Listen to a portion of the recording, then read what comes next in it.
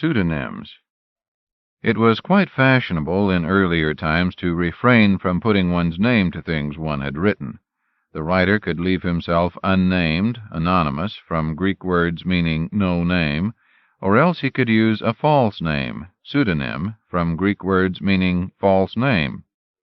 So common was the practice that a pseudonym is often referred to as a pen name, or, to give it greater elegance by placing it in French, a nom de plume. There were a variety of reasons for this. In most places in the world, and at most times, it was all too easy to write something that would get you in trouble. The corruption, venality, and cruelty of those in power cried out for exposure, and those in power had the strongest objections to being exposed. For that reason, writers had to expect all sorts of governmental correction if caught, anywhere from a fine to death by torture. The best-known example of this type of pseudonym was Voltaire, the 18th-century French satirist whose real name was François-Marie Arouet. A second major reason was that any non-scholarly writing was considered rather frivolous, and a decent person guilty of concocting such material might well be looked askance upon by society. A pseudonym, therefore, preserved respectability. This was especially true of women, who were widely considered subhuman in mentality by men, and who would have shocked the world by a too open demonstration of the possession of brains. Mary Ann Evans, therefore, wrote under the name of George Eliot, and Charlotte Bronte wrote under the name of Currer Bell, just at first.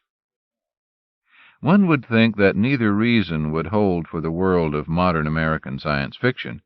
Why should anyone fear punishment for writing science fiction in our free land?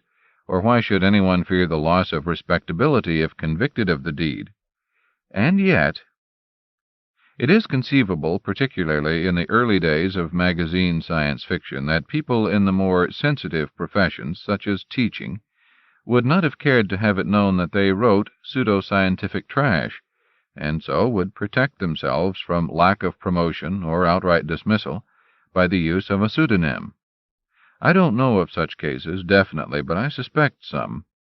It is even more likely that in the bad old days before the women's movement became strong, women who wrote science fiction concealed their sex from the readers, and even sometimes from the editors. Science fiction was thought to be a very masculine pursuit at the time, and I know 2 editors, no names, please, even though both are now dead, who insisted on believing that women could not write good science fiction. Pseudonyms were therefore necessary if they were to sell anything at all. Sometimes women did not have to use pseudonyms. Their first names might be epicene, and that would be protection enough. Thus, Leslie F. Stone and Lee Brackett were women, but as far as one could tell from their names, they might have been as masculine as Leslie Fiedler and Lee Hunt. Editors and readers at first believed they were. Or women might simply convert names to initials. Could you tell that A.R. Long owned up to the name of Amelia, or that C.L. Moore was Catherine to her friends? There were other reasons for pseudonyms in science fiction. In the early days of the magazines, many of the successful writers could only make a living by writing a great deal just as fast as they could for a variety of pulp markets. They might use different names for different markets, creating separate personalities, so to speak, that wouldn't compete with each other. Thus, Will Jenkins wrote for the Slicks under his own name, but adopted the pseudonym Murray Leinster when he wrote science fiction.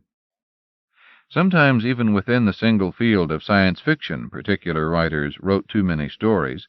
They were so good that editors would cheerfully buy, let us say, 18 stories from them in a particular year in which they only published 12 issues of their magazines.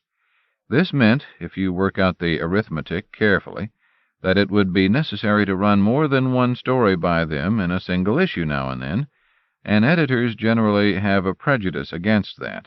Readers would feel they were cheated of variety, or suspect that editors were showing undue favoritism, or who knows what. Therefore, some of the stories would be put under a pseudonym. The pseudonyms might be transparent enough. For instance, Robert A. Heinlein, at the height of his magazine popularity, wrote half his stories under the name of Anson MacDonald, but Bob's middle initial, A, stood for Anson, and MacDonald was the maiden name of his then wife. Similarly, L. Ron Hubbard wrote under the name of René Lafayette, but the letter L in Hubbard's name was Lafayette, and René was a not-too-distant version of Ron. Still, as long as the readers were led to believe that not too many stories of one author were included in the inventory, all was well. Sometimes an author is so identified with a particular type of story that when he writes another type of story, he doesn't want to confuse the reader by false associations, so he adopts a new name. Thus John W. Campbell was a writer of super-science stories of cosmic scope, and one day he wrote a story called Twilight, which was altogether different. He put it under the name of Don A. Stewart. His then-wife's maiden name was Donna Stewart, you see, and rapidly made that name even more popular than his own. Sometimes an author simply wants to separate his writing activities from his non-writing activities, if they are of equal importance to him. Thus, a talented teacher at Milton Academy, who is named Harry C. Stubbs, writes under the name of Hal Clement. He's not hiding. Hal is short for Harry, as all Shakespearean devotees know, and the C in his full name stands for Clement. Again, my dear wife has practiced medicine for over 30 years as Janet Jepson, M.D.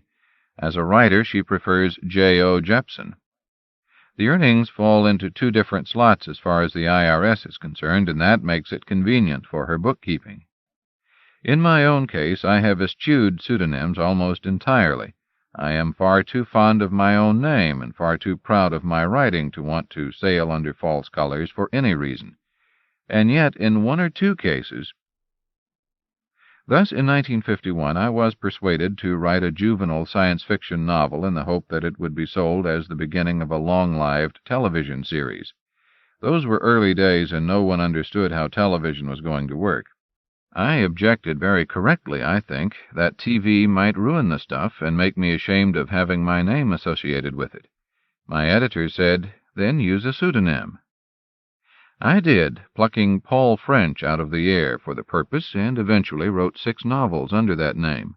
Some people with little knowledge of science fiction assumed from this that all my SF was written as Paul French, a suggestion that simply horrified me.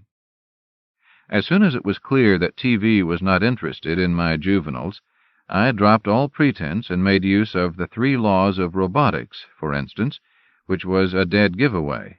Eventually, when it was time for new printings, I had my own name put upon it.